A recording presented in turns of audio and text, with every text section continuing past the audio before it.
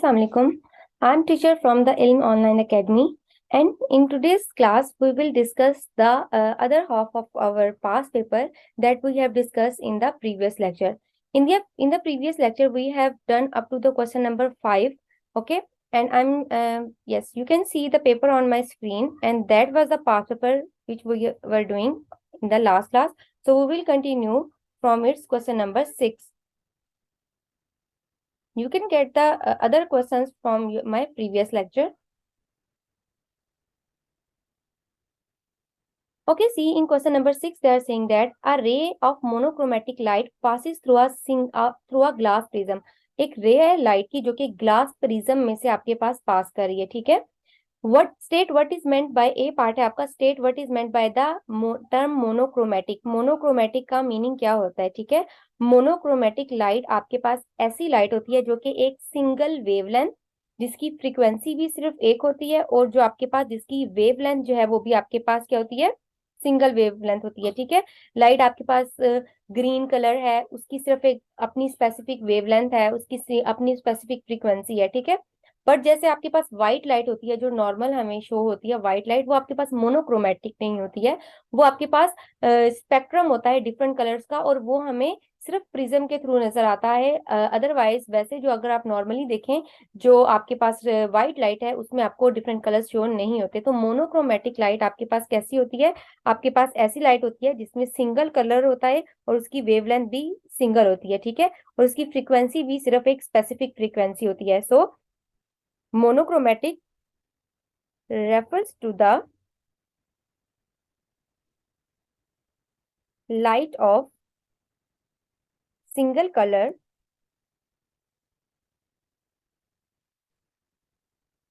and single wavelength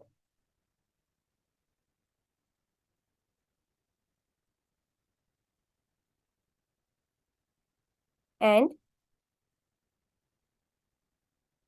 of single frequency.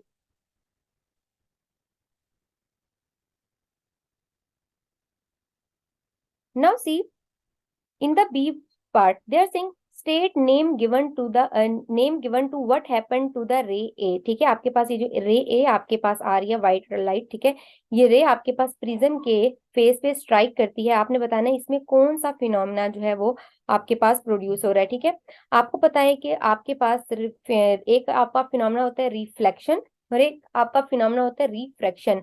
Reflection का phenomena आपके पास ऐसा फिनोमेना है जिसमें आपके पास रे एक मीडियम से दूसरे मीडियम में एंटर होती है, उसकी स्पीड एंड वेवलेंथ और उसकी फ्रीक्वेंसी चेंज हो जाती है. बट रिफ्लेक्शन आपके पास ऐसा फिनोमेना है जिसमें वेव जो है वो आपकी प्रॉपर बेंड हो जाती है आपके पास जैसे ही वो फेस से स्ट्राइक करती है. यहाँ पर आप देखें कि रे आपके पास एंटर हो रही है, और एंटर होने के बाद रे जो है वो आपके पास रिफ्रैक्ट हो रही है. तो यहाँ पर जो आपके पास ए पोजीशन पे जो फिनोमेना हो रहा है, ठीक है, आपके पास वो क्या हो रहा है, that is the phenomena of refraction in which the ray is entering from one medium to another. ठीक है, आपके पास एयर से आ रही है और एयर से आके आपके पास एक डेंसर मीडियम जो कि ग्लास है उसमें आपके पास रे एंटर हो रही है. Okay, now see the next part of this question. They are saying use the value of the on the diagram. आपने जो वैल्यूज आपको गिवन है डायग्राम में, आप देखें आपको कौन कौन सी वैल्यूज गिवन है. आपको एंगल्स गिवन है, आपके पास रे आई है 45 डिग्री पे, फिर रिफ्रैक्ट हुई है 61 डिग्री पे.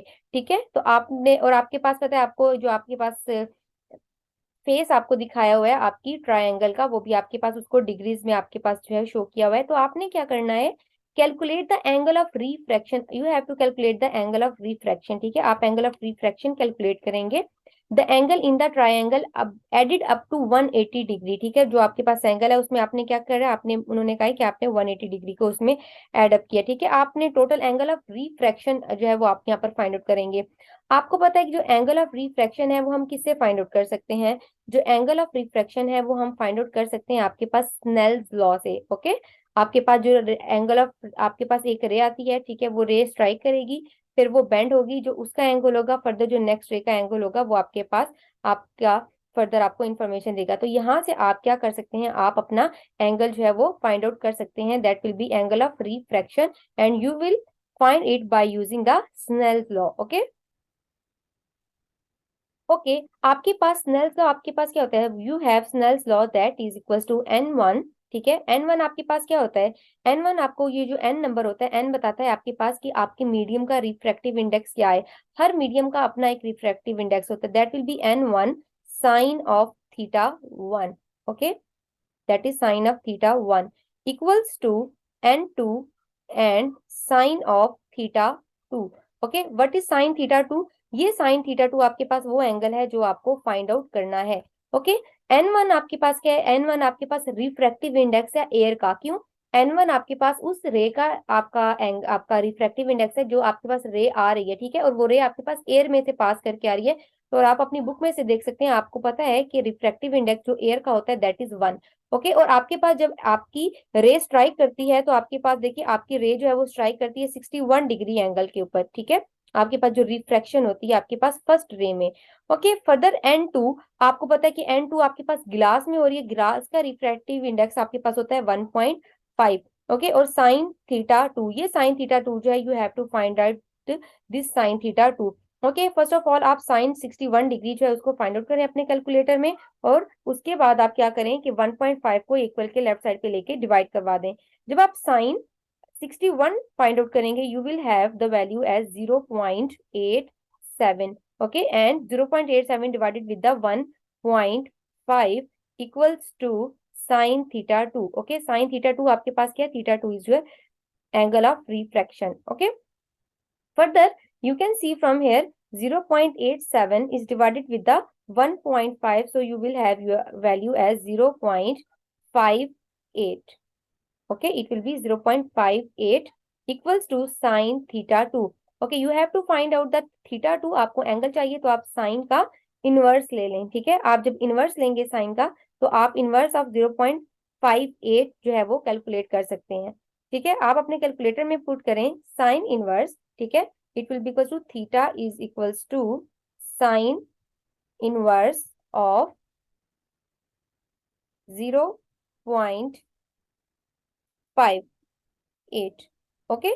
तो आप यहाँ से एंगल जब अपना कैलकुलेट करेंगे, जो आपका कैलकुलेटर में एंगल आएगा वो आपका क्या होगा, angle of refraction, okay. Further you can see the D part, calculate the refractive index, आपने रिफ्रैक्टिव इंडेक्स जो है वो फाइंड आउट करना है अपने जो भी ग्लास प्रिज्म है उसका, okay.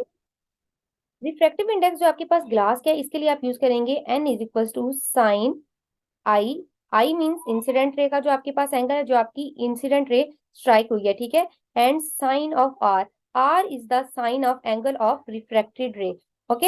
And when you will put the angle, जो आपके पास इंसिडेंट रे का एंगल है आप अपने ग्लास प्रिज्म में से दे सकते हैं, जब आपके पास लाइट इंसिडेंट हुई है आपके फेस पे तो उसका एंगल था 45, और जब वो आपके पास ग्लास में से रिफ्रैक्ट हुई है तो उसका एंगल आपके पास है 61 डिग्री, ठीक है। तो आप यहाँ से क्या करें, you will have sine of, okay, sine of 45 divided with the sine of 61 degree, okay. आप साइन ऑफ 61 डिग्री पुट करेंगे और आप साइन 45 डिग्री पुट करेंगे and you will calculate it, okay. And when you will calculate your answer will be equals to 1.45 and it will be approximately equals to 1.5, जो कि हमने आपके पास अपर figure जो आपके पास सी पार्ट था उसमें हमने आपके पास रिफ्रैक्टिव इंडेक्स पुट किया, ठीक है। तो इसका मतलब क्या है, यहाँ से हमने रिफ्रैक्टिव इंडेक्स ग्लास का कैलकुलेट किया, तो जो हमने पुट किया था वो भी हमारे पास क्या था, बिल्कुल करेक्ट था, हमारे पास 1.5 ही उसकी वैल्यू थी, okay. Now see the E part. In the E part, they are saying that explain why ray does not emerge into the air but B at B, ठीक है, but does emerge at C. जब emerge का मतलब होता है निकलना, ठीक है, आपके पास उससे पास करना। वो कह रहे हैं कि आपके पास जब रे एंटर हुई है, ठीक है, तो आपके पास ए से आपके पास रे जब पास की है तो वो यहाँ से सीधा जाके आपके पास बी से रिफ्रैक्ट क्यों नहीं हुई है, वो यहाँ पर से जाके सी से स्ट्राइक करके इस पॉइंट से सी पे क्यों रिफ्रैक्ट हुई है, आपने इसका बताना है कि ऐसा क्यों हुआ है, ठीक है। आपको पता है बच्चे के जब भी आपके पास रिफ्रैक्शन होती है या रिफ्लेक्शन होती है तो आपके पास क्या होता है कि मीडियम चेंज होता है, ठीक है। जैसे आपके पास अभी आपकी रे जो है वो एक एयर में से पास कर रही थी, अब आपके पास जब वो ग्लास में एंटर होती है तो वो ग्लास एक डेंसर मीडियम है, तो वहां पर रिफ्रैक्शन होती है, आपकी रे थोड़ी सी बेंड हो जाती है। रे आपके पास बिल्कुल जो स्ट्रेट पास पास करती है वो तब पास करती है अगर आपके पास रे जो है वो बिल्कुल नॉर्मल आके आपकी फेस के साथ जो है वो फॉल करे, ठीक है। तो आपके पास रे जो है वो आपके पास इससे होती है। और इसके अंदर दूसरा फिनोमेना ये है कि आपका जो है ना क्रिटिकल एंगल, आपको पता है कि जब आपके पास रिफ्लेक्शन का या रिफ्रैक्शन रिफ्रैक्शन का फिनोमेना होता है, टोटल इंटरनल रिफ्रैक्शन का, उसमें आपके पास क्रिटिकल एंगल जो है उसका भी रोल होता है, ठीक है। तो आपकी जो रे है वो टोटली रिफ्रैक्ट हो गई है। और क्यों हुई है? क्योंकि आपके पास जो एंगल था वो आपका लेस देन था क्रिटिकल एंगल से, ठीक है। तो ये आपके पास दो रीजन है इसके, बिकॉज आपका क्या है, जो एंगल था आपके पास बी का at B greater then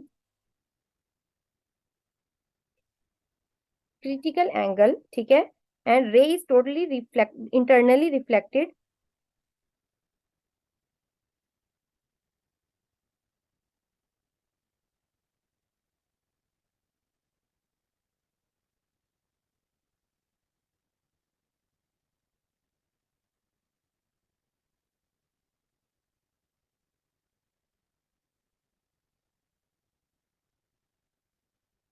angle at C, ठीक है। जो आपके पास बी फेस है, बी फेस पे जब आपने देखा तो आपका क्रिटिकल एंगल ग्रेटर था, वहां पर से आपके पास टोटल रिफ्लेक्शन वहां पर नहीं, लेकिन आपके पास जो सी है वहां पर आपका क्रिटिकल एंगल जो है वो लेस था, और वहां पर आपको टोटल इंटरनल रिफ्लेक्शन जो है वो शो हुई है। और दूसरी बात इसमें जो मैंने आपको बताई है कि आपकी जब रे जो है वो किसी डेंसर मीडियम में एंटर होगी तो रिफ्रैक्ट होगी, वो बिल्कुल स्ट्रेट पास नहीं करेगी, okay. Now let's see it's F part. In the F part, they are saying that an identical prism is stuck into to the first prism using a transparent adhesive with the same refractive index as the glass, ठीक है। आपके पास एक glass prism के साथ जो adhesive को use करके उन्होंने एक दूसरा ग्लास प्रिज्म जो है उसको अटैच कर दिया, ठीक है। और जो है उसके अंदर बिल्कुल रिफ्लेक्शन जो है वो आपके पास सेम थी। This is shown in figure, आपको फिगर में दिखाया हुआ है। ऑन द फिगर 6.2, आपने 6.2 पे ड्रॉ करना है the path of the ray after it has reach the B. जब वो बी के ऊपर रीच करती है, जब वो बी के ऊपर पहुंचती है, तो आपने बताना है कि until it has passed into the air again. आपने तब तक उसका पाथ जो है वो आपने ड्रॉ करना है जब तक आपकी जो रे है वो टोटली रिफ्लेक्ट या रिफ्रैक्ट नहीं हो जाती, ठीक है। आपने टोटल इसका पाथ जो यहाँ से ड्रॉ करना है, ओके। तो आपका जो प्रिज्म में से जब आपकी रे इस पॉइंट पे आएगी, इस पॉइंट से अगेन आपकी रे जो है वो स्ट्रेट जो है वो इस नेक्स्ट प्रिज्म में पास कर जाएगी, ठीक है। जब नेक्स्ट प्रिज्म में पास करेगी तो ये उसका नेक्स्ट पार्ट होगा सी पार्ट, ठीक है। अच्छा, पहले आपके पास अगले पार्ट में क्यों नहीं गई थी, यहाँ से टोटली रिफ्लेक्ट क्यों होगी थी? क्योंकि यहाँ पर ग्लास प्रिज्म नहीं था, यहाँ पर आपके पास एयर थी, ठीक है। अब क्या होगा फिर, जब इसके ऊपर स्ट्राइक करेगी तो अगेन यहाँ से नेक्स्ट मीडियम में रिफ्लेक्ट हो जाएगी। अब देखिए यहाँ से आपकी आपकी वेव है वो स्ट्रेट क्यों पास की है, क्यों? क्योंकि दोनों प्रिज्म का सेम रिफ्रैक्टिव इंडेक्स और सेम प्रिज्म है, इसी वजह से आपके पास मीडियम चेंज नहीं हुआ, आपकी रे जो है वो स्ट्रेट यहाँ से पास की है। बट जब रे आपके पास एयर में अगेन एंटर हुई है, तो अगेन एयर में एंटर होने की वजह से अगेन उसमें रिफ्रैक्शन हुई है, ठीक है। और रिफ्रैक्शन होती ही तब है आपके पास जब आप एक मीडियम से नेक्स्ट मीडियम में मूव करें। अगर आप सेम मीडियम में रहें तो फिर आपके पास रिफ्रैक्शन नहीं होगी, okay. Okay, next, let's move to the question number 7. You can see they are saying a discussed railway line has length of 300 metre, ठीक है। आपके पास एक रेलवे लाइन है, उसकी आपको लेंथ गिवन है 300 metre. A man put his ear against one end of the rail and another man hits the other end of the with the metal hammer, ठीक है। एक पर्सन क्या करता है, अपना जो ईयर है जैसे आपको फिगर में शो करवाया हुआ है वो रेल के ऊपर रखता है, और दूसरा जो एंड है उसके ऊपर एक पर्सन जो है वो हैमर से हिट करता है। आपने फर्स्ट पार्ट में straight the approximate value of the speed of sound in air, ठीक है। आपने सिर्फ स्पीड ऑफ साउंड, जो जनरल स्पीड ऑफ साउंड है, आपने एयर में बतानी है। आपको पता है कि जो स्पीड ऑफ साउंड होती है वो आपके पास लिक्विड में, एयर में और आपके पास सॉलिड में डिफरेंट होती है। यहाँ पर आपके पास एयर है तो एयर में आपको पता होना चाहिए कि स्पीड ऑफ साउंड जो है that is equal to 330 metre per second, okay. Now see the B part. In the B part, sound travel at 5000 metre per second in steel, ठीक है। साउंड आपके पास कितना ट्रेवल करता है? 5000 मीटर पर सेकेंड जो है वो स्टील में ट्रेवल करता है, ठीक है। Calculate the time it take for a sound to travel along the rail. अब देखिए वो जो आपके पास रेल की पटरी बनी हुई है वो आपके पास क्या है, ठीक है, वो आपके पास स्टील है। अब उसकी आपको वेलोसिटी उन्होंने दे दी हुई है कि वो आपके पास उसकी वेलोसिटी जो है वो क्या है। आपने क्या करना है, उसका डिस्टेंस आपको गिवन है, आपको वेलोसिटी भी बता दी उन्होंने कि वेलोसिटी क्या है, तो आप क्या करेंगे, टाइम जो है इसको कैलकुलेट कर लेंगे। यू नो दैट स्पीड आपके पास किसके इक्वल होती है, स्पीड इक्वल होती है आपके पास distance divided with the time के equal. You have to calculate the time, so you can arrange this equation and it will become as distance divided with the speed. Okay, distance is equals to, yes, distance is, sorry, distance is 300 meter. Mark it as 300 meter and divided with the speed. Speed आपको steel के लिए इन्होंने provide की है, that is 5000 metre per second. Okay, और जब आप इसको डिवाइड करेंगे 300 को 5000 से, your value will be 0.06 seconds. ठीक है, आपका टाइम आपके पास आ जाएगा 0.06 सेकेंड। ओके ओके, नेक्स्ट आपके पास है B part. A man with his ear to the railway line actually hears two sound from the hammer separated by short interval. जब उसने आपके पास हैमर को पुश किया तो आपको दो साउंड्स जो है वो सुनाई दिए। ठीक है, आपके पास वो जो दो साउंड है वो आपको क्यों सुनाई दिए, आपने उसकी रीजन बतानी है। थोड़े से इंटरवल के बाद पहले आपको एयर का, सॉरी, आपको पहले एक साउंड सुनाई दिया फिर दूसरा। अब देखिए आपके पास दो मीडियम है यहाँ पर, एक तो आपके पास जो साउंड है वो ट्रेवल होके आ रही है ईयर तक आपके एयर के थ्रू, और एक आपके पास ट्रेवल होके आ रही है आपकी स्टील के थ्रू। अब स्टील में और आपके पास जो आपकी एयर है उसमें स्पीड ऑफ साउंड, स्पीड की जो है आपके पास लाइट की, सॉरी, स्पीड ऑफ साउंड है वो आपके पास चेंज होती है। तो स्पीड ऑफ साउंड आपके पास लाइट आपके एयर में चेंज होगी, और स्पीड ऑफ साउंड जो आपकी स्टील में है वो चेंज होगी। वो स्टील के थ्रू भी आपके पास एक वॉइस सुनेगा, और आपके पास वो किसके थ्रू, एयर के थ्रू भी वॉइस सुनाई देगा। तो उसको दो डिफरेंट टाइम्स पे दो डिफरेंट वॉइसेस जो है वो सुनाई देंगी। ठीक है, इस वजह से आपके पास ये इसकी रीजन है कि आपके पास दो डिफरेंट साउंड उसको क्यों सुनाई देती हैं। So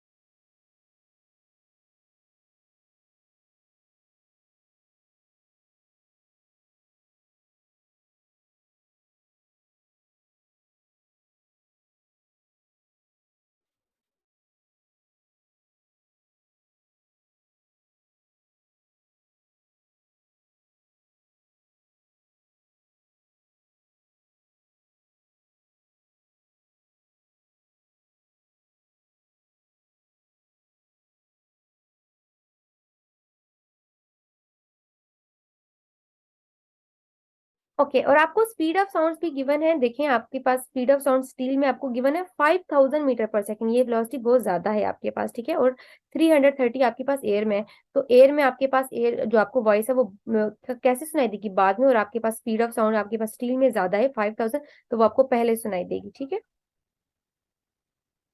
okay, next is your question number 8. In question number 8, they are saying that state the law of attraction and repulsion between the electrostatic charges. ठीक है, आपने लॉ बताना है, law of attraction and repulsion. आपको पता है कि law of attraction या रिपल्जन क्या है आपके पास, कि आपके पास सेम चार्जेस जो है वो हमेशा क्या करते हैं, सेम चार्जेस हमेशा एक दूसरे को रिपेल करते हैं।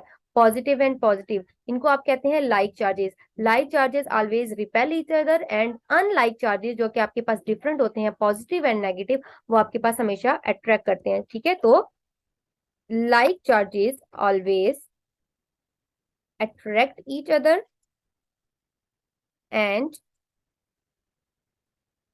Unlike charges always attract each other. Okay, see the next B part. Sometimes when people have been riding in a car, जब लोग राइडिंग कर रहे होते हैं कार में, they get an electric shock from the door handle as they get out of the car. जैसे ही आप car से बाहर निकलते हैं आपको एकदम जैसे करंट से आपके आपके एल्बो में या आपकी बॉडी में फील होती है। ठीक है, ऐसा क्यों होता है। ठीक है, अब आपकी जो कार है उसमें करंट तो नहीं है, लेकिन आपको कार में करंट क्यों शो होती है, आपको क्यों फील होती है। ठीक है, तो आपने इसका रीजन बताना है। तो जब आप कार से बाहर निकलते हैं तो आपकी जो क्लॉथ्स हैं, और आपकी जब ऐसे आप मूव करते हैं कार में, ठीक है, आप आगे पीछे होते हैं, तो आपकी बॉडी जो है वो रब होती है, और उसके दरमियान जो है वो कार की सीट्स के साथ क्या होती है, फ्रिक्शन होती है। ठीक है, कार्स की सीट के साथ जो आपकी फ्रिक्शन होती है उससे आपके पास जो स्टैटिक इलेक्ट्रिसिटी के जो चार्जेस होते हैं वो इम्बैलेंस हो जाते हैं, और जब आप मूव करते हैं बाहर तो आपके चार्जेस की इम्बैलेंस की वजह से चार्जेस जो है वो फ्लो करते हैं, ठीक है। तो यहाँ से फ्लो करने की वजह से आपको एकदम लगता है जैसे आपके चार्ज आपको करंट लग गया, हालांकि वो चार्जेस जो है वो आपकी बॉडी में से मूव कर रहे होते हैं, ठीक है। क्यों? क्योंकि अनबैलेंस क्रिएट हो जाता है। अगर बैलेंस रहे चार्जेस का तो फिर आपको ऐसा नहीं फील होता, ठीक है। So because of the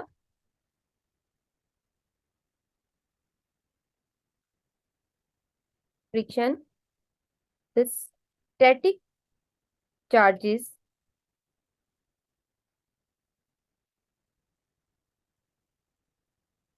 become imbalanced, and when we move out they flow across the body। Okay, तो वो आपके पास बॉडी के अक्रॉस में से फ्लो करते हैं। Okay, next C the C part of this question. In the C part they are saying a plastic rod is rubbed with a cloth. ठीक है, आपके पास एक प्लास्टिक रॉड है जिसको उन्होंने रब किया है क्लॉथ के साथ, ठीक है। After charging the rod is held close to the suspended table tennis ball. उसको सस्पेंडेड टेबल टेनिस बॉल के पास लेके आते हैं। A table tennis ball is covered with the metal paint as is initially uncharged. उसको metal paint से क्या किया हुआ है, कवर किया हुआ है, और वो इनिशियली अनचार्ज है, उसके ऊपर कोई चार्ज नहीं है, ठीक है। Describe what happened to the charges on the metal painted table tennis ball as the positively charge rod is rubbed close to the ball. ठीक है, अब देखिए आपके पास चार्जेस तो इम्बैलेंस है, ठीक है। आपकी जो आपका मेटल बॉल है वो भी आपके पास चार्ज नहीं है, ठीक है।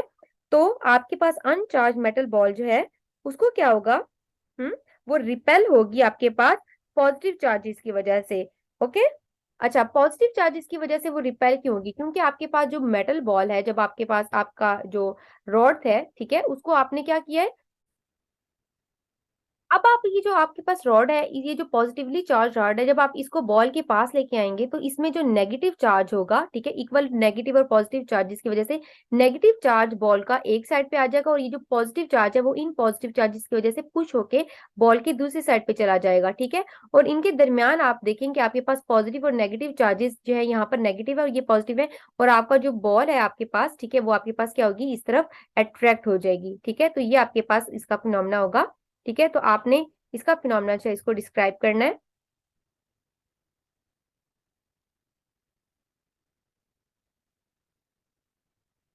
The rod will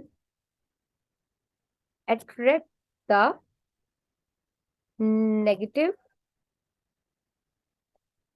charges of the ball and will repel the positive charges।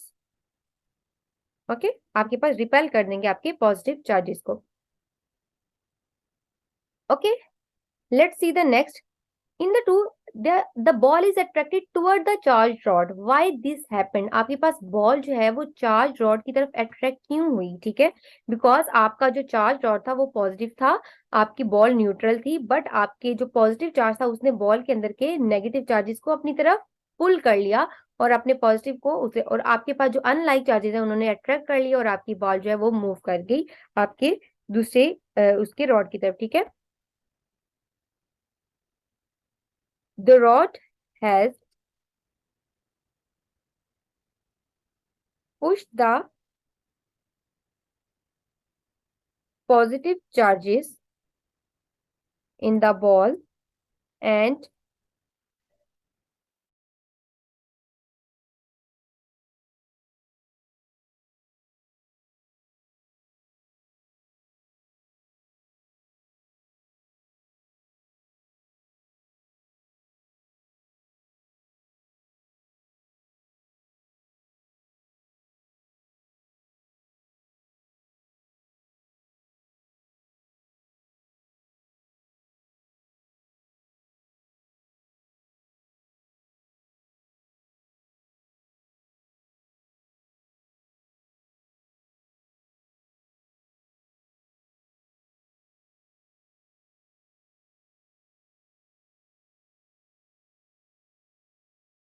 Further आप थर्ड पार्ट में देखें, they are saying that when when it is a few centimetre away from the rod, ठीक है, जब आपके पास वो rod से कुछ सेंटीमीटर अवे था, the ball is briefly touched by the wire connected to the earth, ठीक है, आपके पास एक वायर लेके उसको अर्थ से कनेक्टेड कर दिया गया, ठीक है।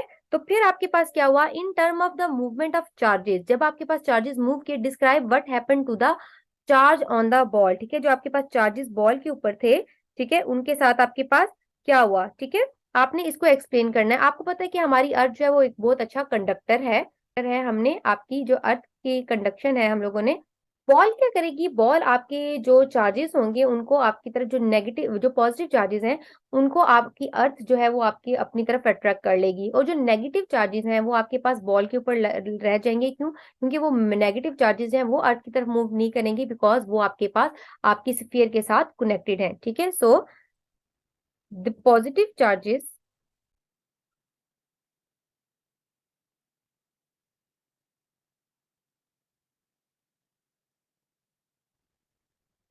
और आपकी बॉल जो है वो आपकी नेगेटिवली चार्ज बन जाएगी, ओके, बॉल पे सिर्फ आपका नेगेटिव चार्ज है वो क्रिएट हो जाएगा, okay. Now next is your question number 9।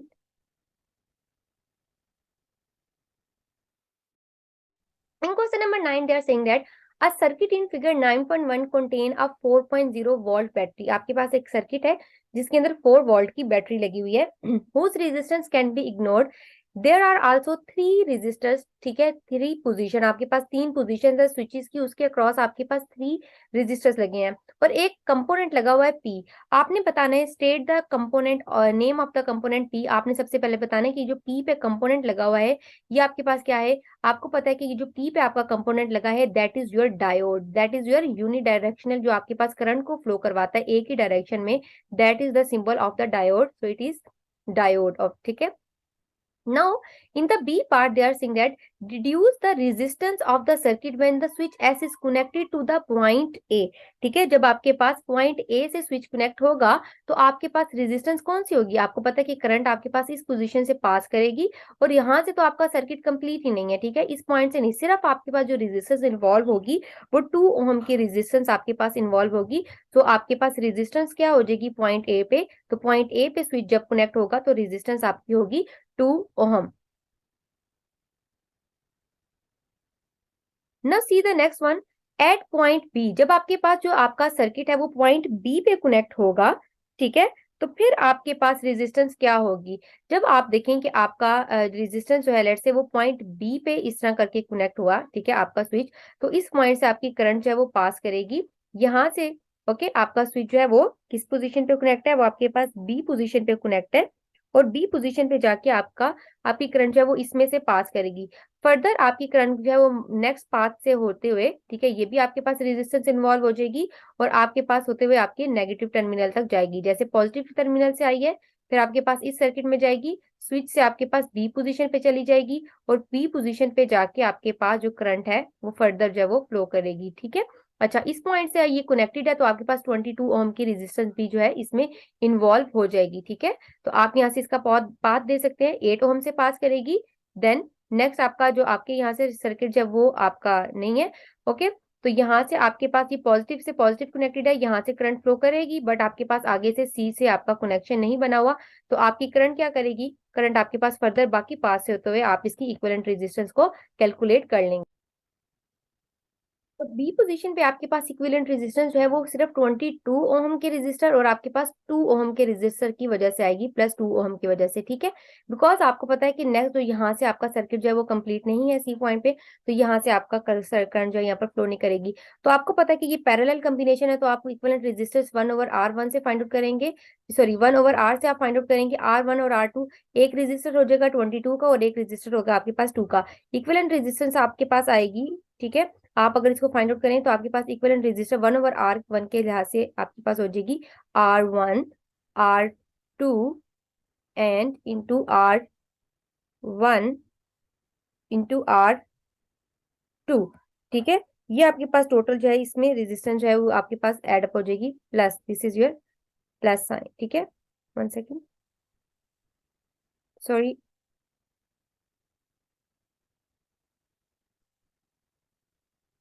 ये resistance 1/R1 plus 1/R2, Okay, it will be equals to R1 R2 into R1 plus R2. Okay, and 1 over R आप इसको R में convert करेंगे, so it will be equals to R1 R2 divided with the R1 plus R2.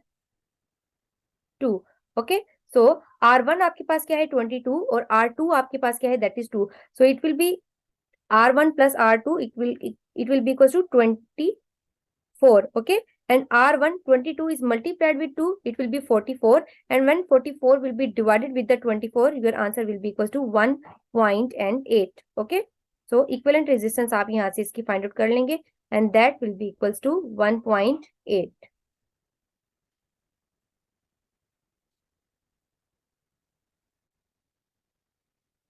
Let me clear you this one. अब अगर path इसका बना के देखते हैं, ठीक है, आपके पास करंट पास करेगी 4 ओम के रेजिस्टेंस में से, देन आपके पास बी पार्ट पे अगर स्विच होगा क्लोज, तो आपके पास 8 ओम की रेजिस्टेंस में से आपके पास जो करंट है वो पास करेगी, ठीक है, एंड फर्दर आपके पास करंट इस पाथ की तरफ जाएगी, और लेकिन ये है कि आपके पास सर्कल में दूसरी रेजिस्टेंस जो है वो भी आपकी इन्वॉल्व होंगी, ठीक है, तो इसके अकॉर्डिंग आप जो इक्विवेलेंट रेजिस्टेंस है उनको आप फाइंड आउट कर लेंगे, जैसे मैंने आपको इक्विवेलेंट रेजिस्टेंस का जो फिनोमेना है वो बताया। Okay, further, let's see the C part. In the C part, state the current in component P when S is in position C and explain your answer. Current की base पे आपने बताना है कि आपका आंसर क्या होगा। अगर आप इसको पी कंपोनेंट में से आपके पास करंट किस तरह पास करेगी, लेट्स से कि आप स्विच को अगर इसमें से पास करवाते हैं, तो ये पॉजिटिव टर्मिनल है, आपके पास डायोड का अगर पॉजिटिव पॉजिटिव के साथ कनेक्ट हो तो ही आपके पास करंट फ्लो करती है, that is your positive terminal and that is the negative terminal. Okay, तो करंट आपके पास पॉजिटिव टर्मिनल से फ्लो करेगी, एस पोजीशन से होके आपके पास सी पोजीशन पे जाएगी और आपके पास नेगेटिव टर्मिनल पे जाएगी, तो आपके पास करंट जो है वो यहाँ से पास नहीं करेगी, बिकॉज आपका जो डायोड है वो वर्क कैसे करता है, फॉरवर्ड आपके पास होना होता है, और फॉरवर्ड की कंडीशन होती है कि पॉजिटिव जब आपके पास पॉजिटिव के साथ अटैच हो तब भी आपकी करंट जो है वो फ्लो करती है, ठीक है। तो आपकी करंट कैसी होगी, आपके पास नो करंट, ठीक है, आपके पास करंट क्या होगी, no current, zero current. Okay, और एक्सप्लेनेशन क्या होगी, the diode was connected with the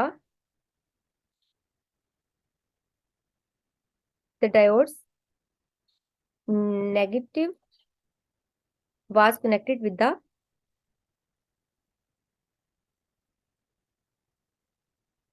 positive terminal of the battery, and there was reverse biasing. Okay, और रिवर्स बायसिंग की वजह से आपकी करंट जो है वो फ्लो नहीं की। Next C, the 22 ohm resistor is removed. अब आपके पास जो 22 ओम का रेजिस्टर है उसको रिमूव कर दिया गया, सिर्फ 2 ओम और 8 ओम का रेजिस्टर है आपके पास, ठीक है। आपने बताना है कि showing your working decide which switch position will result in energy release from the circuit at the rate of 2 what, ठीक है। आपने बताना है कि कौन सा आपका स्विच है जिसके साथ आप अपने इसको कनेक्ट करें कि आपके पास ये जो एनर्जी रिलीज होगी वो आपके पास 2 वॉट की एनर्जी जो है वो आपके सर्किट में रिलीज हो। अब देखिए, अगर हम आपके पास जो सर्किट है उसमें एस पोजीशन को बी से कनेक्ट करते हैं तो हमारे पास जो रेजिस्टेंस है वो आती है 8 ओम की, और आपको पावर का फॉर्मूला पता है, we know that power is equal to V square divided with the R, ठीक है, V square divided with the R. Okay, अब वी स्क्वायर रेजिस्टेंस आपके पास क्या है, resistance is your 8 ohm resistance, और आपके पास वोल्टेज की वैल्यू क्या है, आप वोल्टेज देखें कि आपके पास 4 वोल्ट है, ठीक है, और आपके पास पैरेलल सर्किट है, तो पैरेलल में आपके पास वोल्टेज सेम रहेगी, so it will be equal to 4 square. Okay, 4 4 16 divided with the 8। Okay, and 8 को आप डिवाइड करेंगी, आप 16 को डिवाइड करेंगे 8 से, so your answer will be equals to 2 watt. It's mean जब आप बी पोजीशन पे कनेक्ट करेंगे तो आपके पास जो पावर पास करेगी आपके circuit say that will B of 2 what. Okay,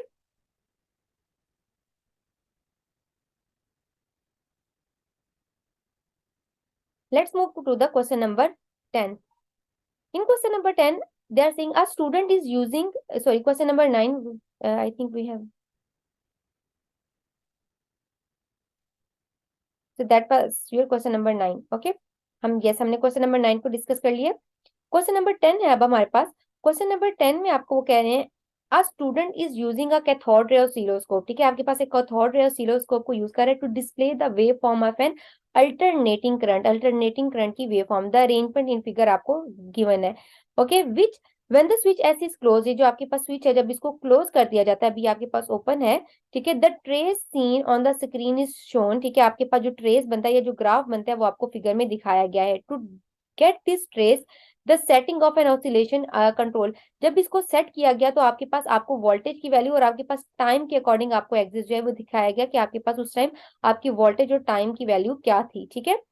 A part में आपके पास देखिए, ए पार्ट में वो कह रहे हैं when sorry, on figure 10.2 carefully draw what is seen on the screen when the frequency of supply is increased 1.5 time of its previous value, ठीक है, जब आपके पास जो प्रीवियस वैल्यू थी, आपके पास जिस नॉर्मल रेंज से आपकी करंट आ रही थी, जब उसकी आपके पास फ्रीक्वेंसी को इंक्रीज कर दिया जाता है, फ्रीक्वेंसी को इंक्रीज करते हैं 1.5 टाइम्स इंक्रीज कर देंगे तो आपको क्या शो होगा, ठीक है, आपको आपको पता है कि फ्रीक्वेंसी क्या होती है, अगर आप फ्रीक्वेंसी को इंक्रीज करें तो एक टाइम में आपके पास ज्यादा वेव्स पास करती हैं। लेट्स से कि ये जो वेव आपके पास पास कर रही है ये आपके पास कितने टाइम में पास कर रही है, आपको टाइम गिवन है ऊपर देखें, आपको टाइम बताया 10 मीटर पर सेकेंड, ठीक है, और आपके पास पर सेंटीमीटर, आपके पास अभी उस टाइम में आपको ये आपकी वेव्स पास कर रही हैं, अगर उससे आप 1.5 टाइम फ्रीक्वेंसी इंक्रीज करें तो आपको वेव्स कैसी शो होंगी, लेट से आपको इस टाइप की वेव्स जो है वो शो होंगी, बंचेस में बहुत ज्यादा फ्रीक्वेंसी आपकी हो जाएगी, ठीक है,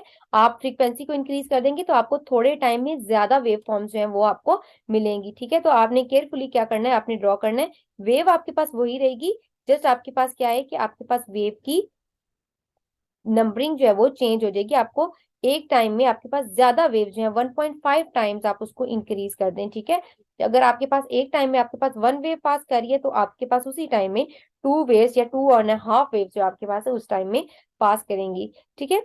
now see the B part, in the B part they are saying that what changes, ठीक है, if any must be made to oscillate the watts over per centimeter and the time based control in order to reduce the peak to peak height of the trace of the half, ठीक है, आपने अगर चाहते हैं कि आपके पास ये जो पीक वैल्यू है आपके पास वोल्टेज की, आपके पास क्या हो, व्हाट चेंजेस, आपने क्या चेंजेस उसमें करेंगे जो अपने ऑसिलोस्कोप में जो आप यूज कर रहे हैं, ठीक है, टाइम बेस्ड कंट्रोलर उसमें आपको गिवन है, in order to reduce the peak to peak height of the trace, ठीक है, जो पीक टू पीक हाइट है आपके पास एक वोल्टेज की पीक है जो उसकी मैक्सिमम क्रस्ट है उसका, ठीक है, okay, of the trace to half, ठीक है, उसको आपने हाफ कर देना है, तो आप हाफ करने के लिए उसको आप क्या चेंजिंग करेंगे अपने वोल्टेज में और आप अपने time.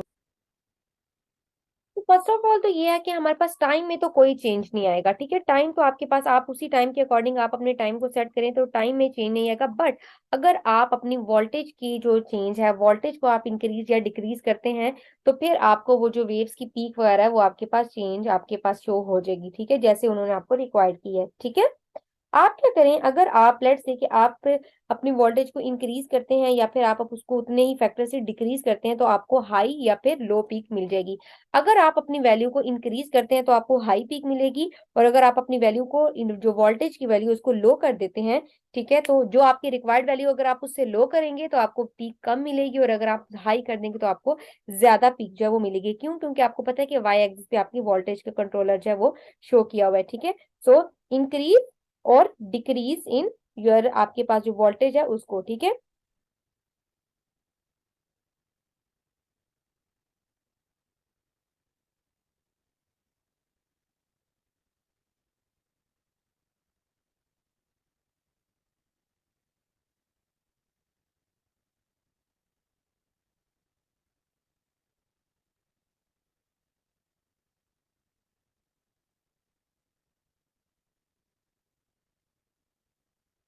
Okay, so that was our theory part, आपका जो सीजन अक्टूबर नवंबर और आपका 2010 का पास पेपर था वो भी हमारा यहाँ कंप्लीट हो गया। इंशाल्लाह नेक्स्ट क्लास में हम आपके इसके मल्टीपल चॉइसेस जो हैं उनको डिस्कस करेंगे। Okay, thank you.